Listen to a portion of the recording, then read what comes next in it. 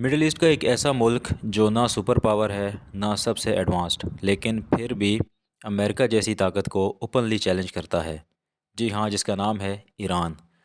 क्या ईरान वाकई इतना पावरफुल है या सिर्फ मिसाइल्स और प्रोपेगेंडे का गेम है? आज हम जानेंगे एक ऐसी रियलिटी जो अक्सर आपको नहीं बताई जाती। Welcome to village vlogs with Karamat Khan. यहाँ हम बात करेंगे रियल जियोपॉलिटिक्स, मिलिट्री एनालिसिस और वर्ल्ड पावर डायनामिक्स की, बिना हाइप के, बिना प्रोपेगेंडे के। अगर आपको ऐसी डीप और रियल डॉक्यूमेंट्रीज़ पसंद हैं तो चैनल को सब्सक्राइब ज़रूर करें। अब चलते हैं ईरान की डॉक्यूमेंट्रीज़ की तरफ। ईरान दुनिया की बड़ी मिलिट्रीज़ में आता है, लेकिन उसकी असल ताकत सिर्फ नंबर्स में नहीं है। ईरान का फोकस ग्लोबल पावर बनना नहीं, बल्कि रीजनल कंट्रोल और अपनी सर्वाइवल है। इसलिए ईरान एक ख़ास स्ट्रेटजी यूज़ करता है, एसिमेट्रिक वारफेयर, यानी सीधा मुकाबला नहीं बल्कि दुश्मन को इनडायरेक्ट तरीके से वीक करना और वार को लंबा करना है। यहाँ पर आप आ जाते हैं आर्मी पावर यानी कि ग्राउंड रियलिटी के बारे में। ईरान की आर्मी बहुत बड़ी है और मेनली डिफेंस के लिए डिज़ाइन की गई है। इसकी स्ट्रेटजी डिफेंसिव डेप्थ पर बेस्ड है। बॉर्डर्स पर स्ट्रॉन्ग डिफेंस, माउंटेन्स और सिटीज़ को फोर्ट्रेस बनाना, दुश्मन को अंदर आने देकर उसे थकाना। ईरान का जियोग्राफी भी स्ट्रॉन्ग है, माउंटेन्स, डिज़र्ट और डिफ़िकल्ट रूट्स। अगर कोई मुल्क ईरान पर अटैक करे तो उसे एक लंबी और महंगी वॉर फेस करना पड़ेगी। अब यहाँ पर बात करते हैं ईरान के एयर फोर्स के हवाले से। ईरान की एयर फोर्स उसकी सबसे बड़ी कमज़ोरी है। ज़्यादातर एयरक्राफ्ट पुराने हैं और मॉडर्न टेक्नोलॉजी की कमी है। सैंक्शंस की वजह से अपग्रेड्स और स्पेयर पार्ट्स भी लिमिटेड हैं।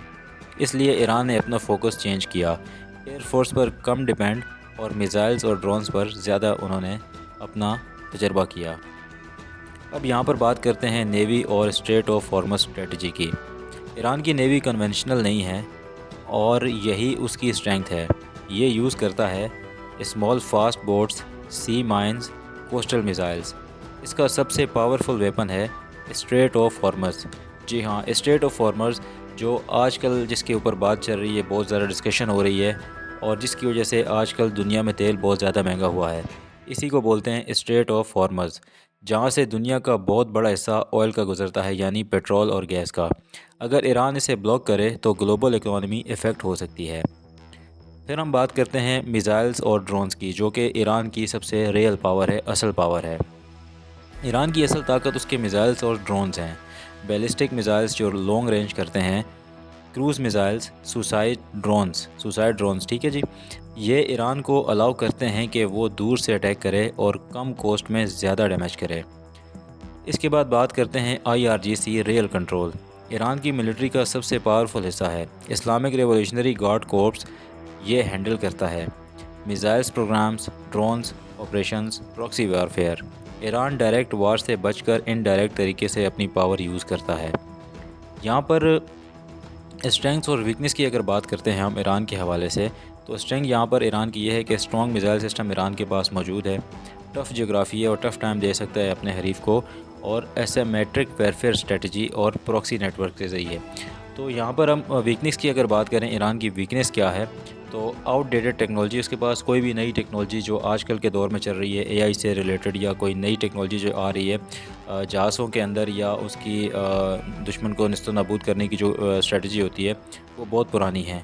इसके बाद इसकी वीक एयरफोर्स में इतनी जो है वो नहीं है, जिसकी वजह से एयरफोर्स के अंदर जो ताज़े ड्रोन्स वगैरह का सिस्टम, और इसके अलावा जहाज़ों के अंदर जो टेक्नोलॉजीज़ है वो ये यूज़ नहीं कर सकते।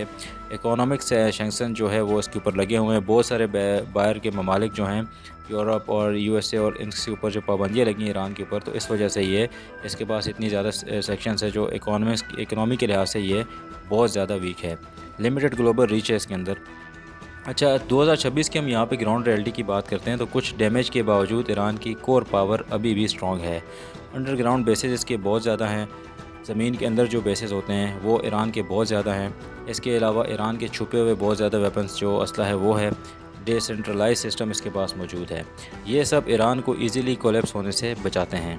इसके बाद अगर हम बात करें, ईरान सुपर पावर नहीं है तो ये झूठ होगा, लेकिन एक डेंजरस रीजनल पावर ज़रूर है।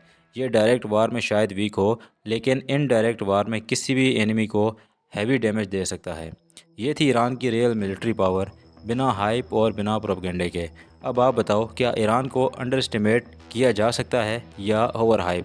تو دیکھتے ہیں کہ آپ کے کمنٹس کیا آتے ہیں۔ اگر آپ چینل پر نئے ہیں، چینل کو ضرور سبسکرائب کریں، ساتھ میں بیل آئیکن کو دبائیں تاکہ آپ کو آنے والی ویڈیوز ملتی رہیں۔